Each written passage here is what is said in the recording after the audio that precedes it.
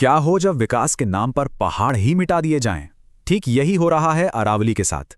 भारत की ये सबसे पुरानी पर्वत श्रृंखला अब वक्त की मार से नहीं बल्कि हम इंसानों के हाथों दम तोड़ रही है। जी हाँ, ये एक सीधी और कड़वी सच्चाई है। भारत की सबसे पुरानी, सबसे अहम पर्वत श्रृंखला मर रही है। और नहीं, ये कोई कुदरती आफत नहीं है। ये हमारे अपने कामों का, हमारे फैसलों का नतीजा है। एक ऐसी तबाही जिसे हम शायद रोक सकते थे और शायद अब भी रोक सकते हैं। देखिए, ये सिर्फ पर्यावरण का मुद्दा नहीं रह गया है। जैसा कि ये लाइन कहती है, हम पहाड़ नहीं तोड़ रहे, हम अपनी सांसें तोड़ रहे हैं। ये मसला अब सीधा सीधा हमारी जिंदगी और मौत से जुड़ गया है। तो चलिए, सबसे पहले ये समझते हैं कि आखिर अरावली इतनी जरूरी है क्यों? इसे उत्तर भारत की आखिरी दीवार क्यों कहा जाता है? जरा सोचकर देखिए, एक ऐसी दीवार जो चार चार राज्यों दिल्ली, हरियाणा, राजस्थान और गुजरात की हिफाजत करती हो। ये है अरावली। ये सिर्फ पत्थर के पहाड़ नहीं हैं।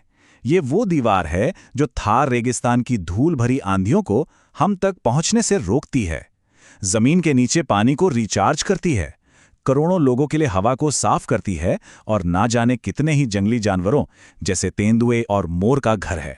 लेकिन अफसोस की बात यह है कि इसी जीवन रेखा को, इसी दीवार को आज विकास के नाम पर तोड़ा जा रहा है। कहानी देखिए कैसे पतली। साल 2002 में सुप्रीम कोर्ट ने यहां खनन पर रोक लगाई। तब लगा कि चलो अरावली अब बच जाएगी, लेकिन गैर कानूनी खनन कभी रुका ही नहीं। और आज तो इको टूरिज्म और डेवलपमेंट जैसे भारी भरकम शब्दों की आड़ में इस तबाही को कानूनी शक्ल दी जा रही है। तो यहां यह सवाल पूछना लाजिमी है कि क्या यह सच में विकास है या फिर यह विनाश का दूसरा नाम है? इस पूरे संकट के केंद्र में है एक नया कानूनी दांवपेच, एक ऐसा नियम जिस पर बहुत विवाद हो रहा है, 100 मीटर का नियम। तो ये 100 मीटर का नियम है क्या? देखिए, सुप्रीम कोर्ट ने एक नई परिभाषा को मंजूरी दी है। अब कोई पहाड़ी कानूनी तौर पर अरावली का हिस्सा तभी कहलाएगी जब उसकी ऊंचाई जमीन से कम 100 मीटर हो। इसे एक लाइन ने रातों रात सब कुछ बदल कर रख दिया है।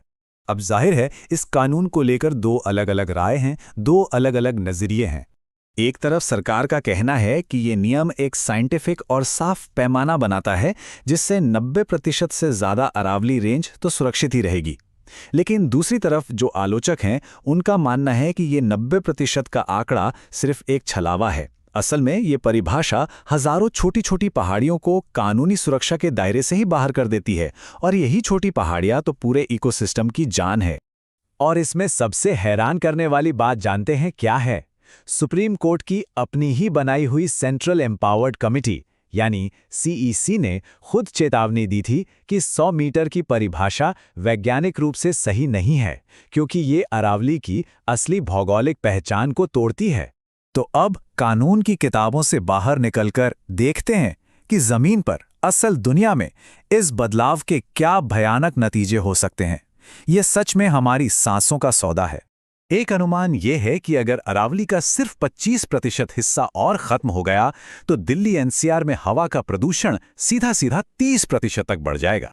और बात सिर्फ हवा की नहीं है, जमीन के नीचे का पानी 100 फीट तक और नीचे जा सकता है। सोचिए, करोड़ों लोगों के लिए पानी का कितना बड़ा संकट खड़ा हो जाएगा। और सबसे डरावना मंजर वो ये कि थार रेगिस्तान से उठने वाले रेत के तूफान हर गर्मी में बिना किसी रोक टोक के दिल्ली तक पहुंचने लगेंगे। ये उत्तर भारत के बड़े शहरों के रेगिस्तान में बदलने की शुरुआत होगी। ये सारी बातें हमें एक आखिरी और शायद सबसे जरूरी सवाल पर लाके खड़ा कर देती हैं। जब कानून ही जिंदगी के खिलाफ खड़ा हो जाए तो फिर वो न्याय आखिर किसके लिए है? ये एक ऐसा सवाल है जिस पर हम सबको सोचने की जरूरत है।